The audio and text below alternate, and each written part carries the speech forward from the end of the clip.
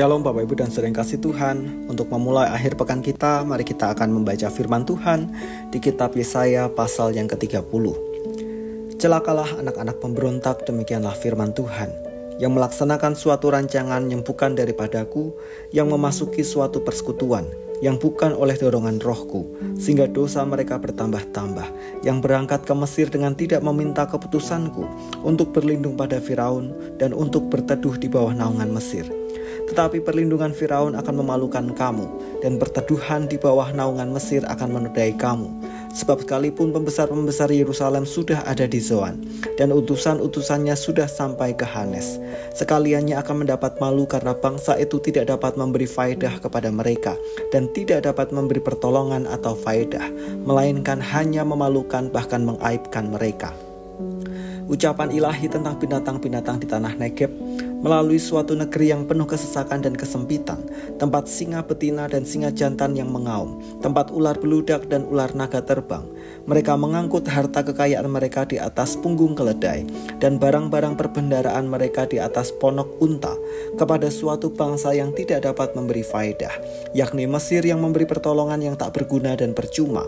Sebab itu aku menamainya begini, Rahab yang dibuat menganggur. Maka sekarang pergilah, tulislah itu di depan mata mereka di suatu loh, dan cantumkanlah di suatu kitab, supaya itu menjadi kesaksian untuk waktu yang kemudian sampai selama-lamanya.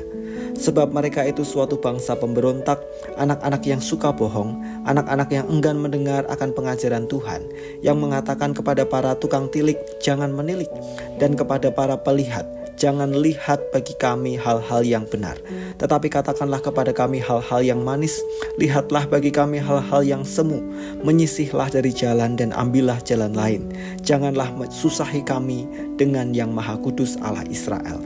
Sebab itu beginilah firman yang Maha Kudus Allah Israel, oleh karena kamu menolak firman ini dan mempercayakan diri kepada orang-orang pemeras yang berlaku serong dan bersandar kepadanya, maka sebab itu bagimu dosa ini akan seperti pecahan tembok yang mau jatuh, tersembul keluar pada tembok yang tinggi, yang kehancurannya datang dengan tiba-tiba dalam sekejap mata, seperti kehancuran tempayan tukang periuk yang diremukkan dengan tidak kenal sayang, sehingga di antara remukannya tiada terdapat satu keping pun yang dapat dipakai untuk mengambil api dari dalam tungku atau mencedok air dari dalam bak. Sebab beginilah firman Tuhan Allah yang Maha Kudus, Allah Israel. Dengan bertobat dan tinggal diam kamu akan diselamatkan. Dalam tinggal tenang dan percaya terletak kekuatanmu. Tetapi kamu enggan, kamu berkata, bukan, kami mau naik kuda dan lari cepat, maka kamu akan lari dan lenyap. Katamu pula, kami mau mengendarai kuda tangkas, maka para pengejarmu akan lebih tangkas lagi. 1000 orang akan lari melihat ancaman 1 orang, terhadap ancaman 5 orang kamu akan lari. Sampai kamu ditinggalkan seperti tonggak isyarat di atas puncak gunung, dan seperti panji-panji di atas bukit. Sebab itu Tuhan menanti-nantikan saatnya hendak menunjukkan kasih-Nya kepada kamu. Sebab itu Ia bangkit, hendak menyayangi kamu, sebab Tuhan adalah Allah yang adil. Berbahagialah semua orang yang menanti-nantikan Dia. Sungguh, hai bangsa di Sion yang diam di Yerusalem, engkau tidak akan terus menangis. Tentulah Tuhan akan mengasihani engkau apabila engkau berseru-seru. Pada saat Ia mendengar teriakmu, Ia akan menjawab.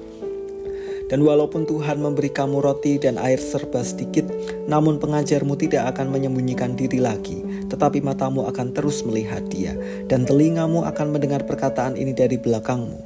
Inilah jalan, berjalanlah mengikutinya, entah kamu menganan atau mengiri. Engkau akan menganggap najis patung-patungmu yang disalut dengan perak, atau yang dilapis dengan emas. Engkau akan membuangnya seperti kain cemar sambil berkata kepadanya, keluar. Lalu Tuhan akan memberi hujan bagi benih yang baru kamu taburkan di ladangmu, dan dari hasil tanah itu kamu akan makan roti yang lesat dan berlimpah-limpah. Pada waktu itu ternakmu akan makan rumput di padang rumput yang luas, sapi-sapi dan keledai-keledai yang mengerjakan tanah akan memakan makanan campuran yang sedap, yang sudah ditampi dan diayak. Dari setiap gunung yang tinggi dan dari setiap bukit yang menjulang akan memancar sungai-sungai pada hari pembunuhan yang besar, apabila menara-menara runtuh. Maka terang bulan purnama akan seperti terang matahari terik, dan terang matahari terik akan 7 kali ganda, yaitu seperti terangnya 7 hari, pada waktu Tuhan membalut luka umatnya dan menyembuhkan bekas pukulan. Tuhan akan menyatakan dirinya dari tempatnya yang jauh, murkanya menyala-nyala. Ia datang dalam awan gelap yang bergumpal-gumpal, bibirnya penuh dengan amarah, dan lidahnya seperti api yang memakan habis. Hembusan nafasnya seperti sungai yang menghanyutkan, yang airnya sampai ke leher. Ia datang untuk mengayak bangsa-bangsa dengan ayak kebinasaan, dan untuk memasang suatu kekang yang menyesatkan di mulut suku-suku bangsa. Kamu akan menyanyikan suatu nyanyian seperti pada waktu malam ketika orang menguduskan diri untuk perayaan. Dan kamu akan bersuka hati seperti pada waktu orang berjalan diiring suling, hendak naik ke gunung Tuhan, ke gunung batu Israel.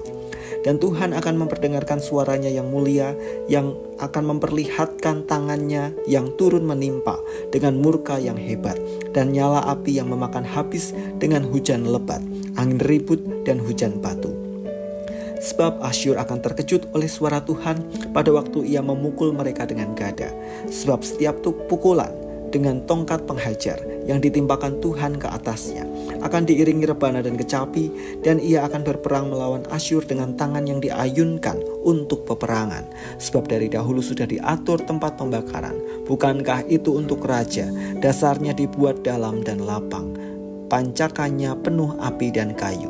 Nafas Tuhan menghanguskannya seperti sungai belerang. Dosa, penyelamatan, dan pembalasan.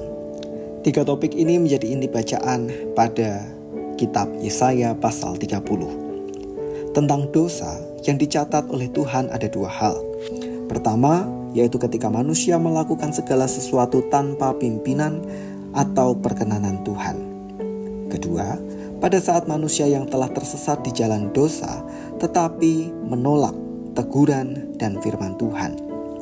2 sikap inilah yang dilakukan umat Tuhan saat meminta bantuan Mesir dalam menghadapi lawan. Mereka tidak meminta petunjuk Tuhan, mereka melakukan peribadahan hanya dalam kualitas ritus agama. Bahkan ketika mereka disadarkan, mereka mengusir para nabi atau utusan Tuhan yang hendak mengarahkan mereka ke jalan yang benar. Maka sebagai tindakan Tuhan, ia menggagalkan rencana umat itu. Kedua, tentang penyelamatan. Tuhan berjanji bahwa tidak seterusnya umat akan hidup dalam penderitaan oleh Asyur. Umat yang bertobat akan diselamatkan. Dan ketika mereka diselamatkan, tidak akan ada lagi kecenderungan mendua hati atau menyembah Allah lain. Umat akan kembali pada jati dirinya, yaitu menyembah Tuhan. Bahkan Tuhan menjanjikan pemulihan secara sempurna. Mereka akan menikmati berkat-berkat Tuhan. Ketiga, tentang pembalasan. Asyur yang kemudian menjadi pongah akan menerima pembalasan dari pihak Allah. Dan kekalahan Asyur kelak disambut dengan sorak-sorai umat, karena saat itulah tanda di mana Tuhan menegakkan kembali identitas umatnya yang direndahkan oleh bangsa lain. Bapak, Ibu, dan saudara yang kasih Tuhan, dari 3 hal ini kita melihat betapa Tuhan sungguh-sungguh ingin umatnya hidup di bawah otoritasnya. Ketika berdosa, Tuhan menegur demi mempertobatkan kita. Ia pun menyelamatkan kita dari segala upah dosa, agar kita kembali menyembah Dia dan diperkenan menikmati berkat-berkat-Nya.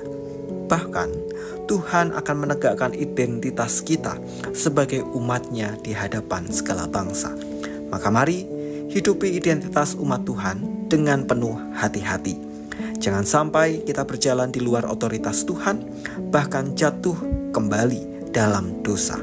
Nikmatilah pimpinan Tuhan, nikmatilah anugerah dan berkat-Nya yang menyelamatkan dan menegakkan kita menjadi umat-Nya. Dan itulah yang akan menjadi kesaksian bagi segala bangsa. Mari kita berdoa.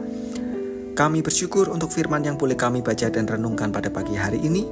Tolonglah kami agar kami mendengarkan pimpinan Tuhan, mengarahkan hidup kami di bawah otoritas kepemimpinan-Mu, dan kami belajar untuk menjaga pikiran kami, hati kami, sikap kami, agar tidak melakukan segala sesuatu yang tidak Tuhan berkenan. Dan biarlah melalui kehidupan kami boleh menjadi kesaksian yang baik tentang nama Tuhan, tentang kuasa Tuhan bagi segala bangsa. Kami menyerahkan segala aktivitas kami di sepanjang hari ini. Kami mohon Tuhan memberkati. Di dalam nama Tuhan Yesus kami berdoa dan mengucap syukur. Amin.